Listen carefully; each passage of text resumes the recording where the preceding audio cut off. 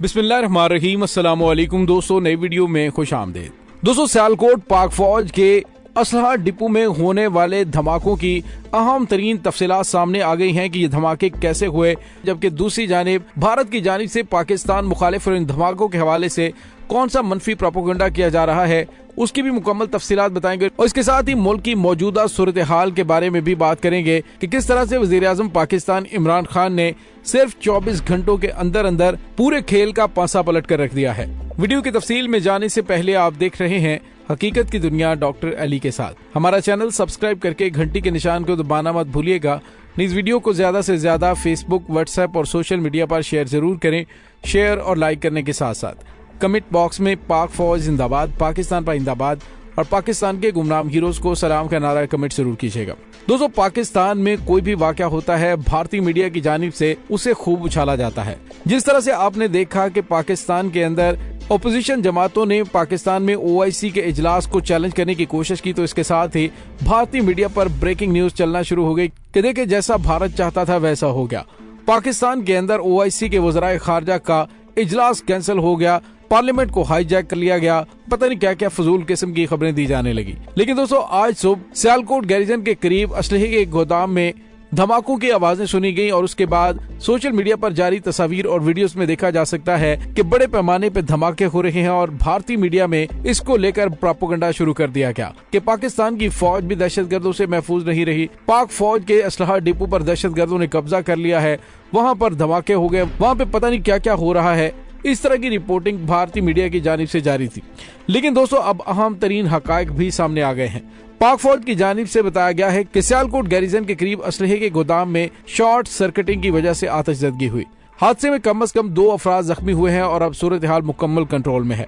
ये वाकया मुदस्सर शहीद रोड एक गांव भल्लावाला के करीब पाकिस्तानी फौज के असलाह डिपो के मुकाम पर हुआ, जहां हुकाम ने आग लगने और धमाका खेज मवाद के फटने से इलाके मुसलसल धमाकों की आवाजें सुनाई दी। पाक फौज के शोबा ताल्लुकात आमा ISPR की जानिब से बताया गया कि फौरी रद्द-ए-अमल की बदौलत नुकसान को महदूद किया गया। हादसे के बाद फौरी रद्द-ए-अमल की वजह से बड़े पैमाने पे नुकसान होने से बचा लिया गया।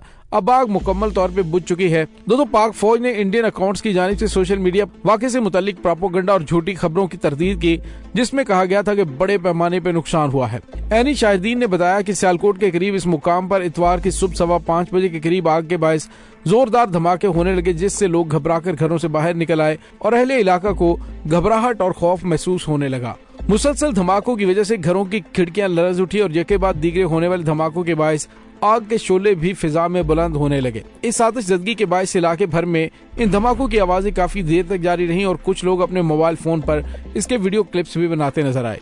दोस्तों, इत्तलात मिलते ही सियालकोट पुलिस की भारी नफरी भी मौके पर पहुंची, ताहम पुलिस एहलकारों को महदूद एरिया तक जाने की इजाजत दी गई। रेस्क्यू 1122 के कंट्रोल रूम की रिपोर्ट में बताया गया कि आर्मी के एम्युनिशन स्टोर में आग लगने के बायस 7 फायर व्हीकल्स और 3 एम्बुलेंसेस को फौरी तौर पर भिजवाया गया। तमाम अफसरान को मुतलाक कर दिया गया। इंतहाई धमाका खेज मवाद का फटना है, ताहम गोला बारूद के फटने का सिलसिला मुकम्मल तौर पर कंट्रोल हो गया। पाक फौज के जवानों ने भी रेस्क्यू ऑपरेशन में हिस्सा लिया, जबकि इमदादी कार्रवाइयों और आग बुझाने में रेस्क्यू 1122 और फायर ब्रिगेड के एहलकार भी शामिल थे। दोस्तों, इस वाक़े में कम से कम 2 शहरी जख्मी हुए हैं, जिन्हें CMS सियालकोट में तिब्बी इमदाद दी गई।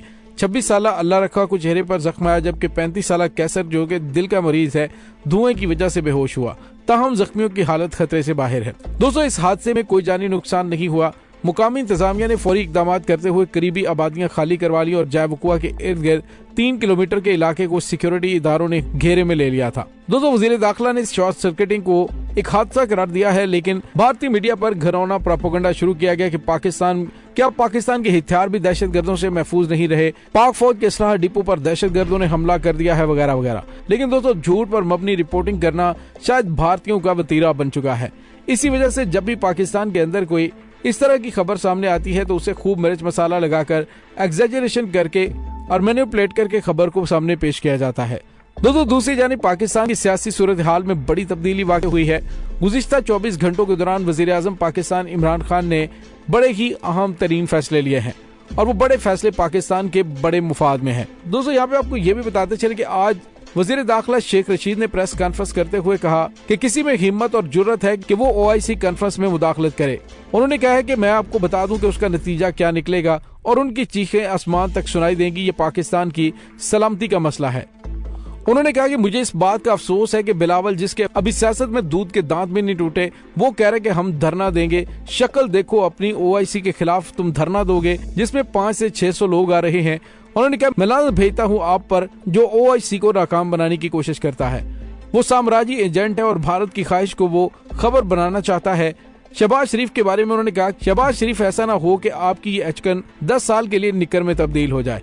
उन्होंने कहा कुछ सोच सकता है कि दुनिया का कोई सियासतदान ऐसा गैर जिम्मेदाराना बयान दे कि हम OIC कॉन्फ्रेंस नहीं होने देंगे। उन्होंने कहा कि कौमी असम्बली का स्पीकर तहरीक अदम एतमाद खत्म नहीं कर सकता, लेकिन आइन की दफा 256 के तहत अगर हालात का तकाजा हो तो वो इसकी कार्रवाई को आगे बढ़ा सकता है, जिस पर कई अदालती फैसले मौजूद हैं। उन्होंने मजीद कहा कि सारे चैनल्स कह रहे हैं कि स्पीकर ने 25 मार्च को असम्बली का इजलास तलब कर लिया है, इसमें 7 रोज का इजाफा कर ले तो 31 मार्च या फिर 1 अप्रैल बनती है।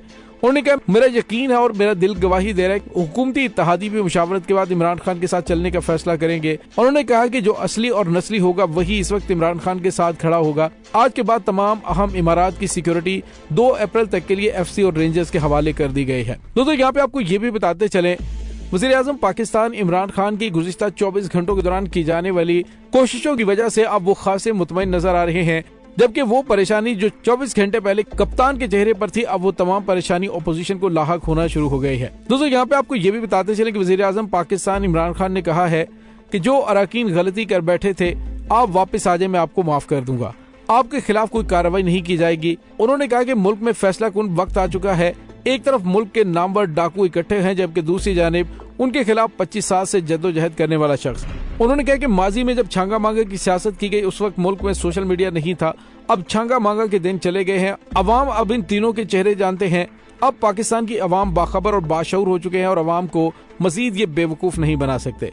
वज़ीर-ए-आज़म इमरान खान ने कहा कि PTI के मुनहरफ अरकान को खबरदार करता हूँ, पैसे के लिए अपने ज़मीर न बेचें, अपने बच्चों की खातिर ऐसी गलती न करें।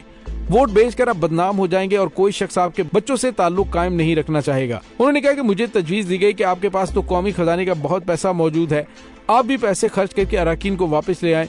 मैंने जवाब दिया कि चाहे मेरी हुकूमत चली जाए, मुझे अपनी आखिरत की फिक्र है। मैं अपनी हुकूमत बचाने के लिए लोगों के ज़मीर नहीं खरीदूंगा। अवाम का पैसा चोरी करके हुकूमत बचाने से बेहतर है कि मेरी हुकूमत चली जाए। पैसे देकर, रिश्वत देकर अपनी हुकूमत बचाने पर मैं लानत भेज रहा हूँ। दोस्तों ये तमाम खबरें पाकिस्तान की सियासी सूरत हाल के हवाले से हैं। जैसे कोई मजीद अपडेट आती है तब आपकी खिदमत में हाजिर होंगे। इसके साथ ही डॉक्टर अली को इजाजत दीजिए, इंशाल्लाह बहुत जल्द मिलते हैं एक नई वीडियो में। तब तक के लिए अपना बहुत सारा ख्याल रखिएगा। पाक फौज जिंदाबाद, पाकिस्तान पाइंदाबाद, पाकिस्तान के गुमनाम हीरोज को सलाम, अल्लाह वारिस।